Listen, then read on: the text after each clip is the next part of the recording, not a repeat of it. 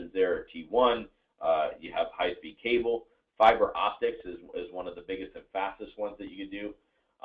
And you could usually do sometimes a direct line, depending on the side of your school, directly to a hub, and that's really going to give you the most speed. The thing with this is when you're looking at the connection for your school, you want to look at something that's sustainable. So it's going to be able to grow as your capacity grows. If you do this, you do have to create an internal wireless internet network within your school. So this includes putting in routers and access points.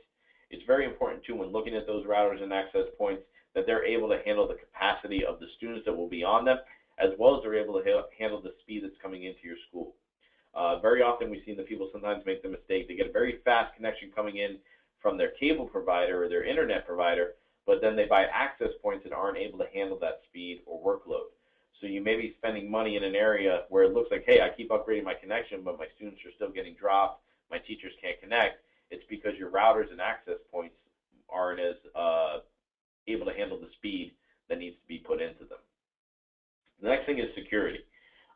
When building a wireless network in your school, it's important to make them secure. So you could have firewall control what websites the students aren't able to go to, and you can also have network monitoring on there as well.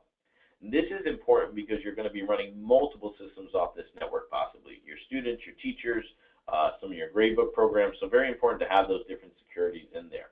Some schools have run multiple lines into their schools instead of different networks for different users, so the staff in your school could have one Wi-Fi network, teachers could have one network, and students could have another as well.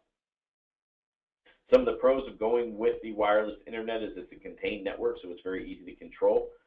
You're able to set up security. And more importantly, if you want to do a BYOD or bring your own device, where students can bring their own laptop or tablet, wireless internet seems to be very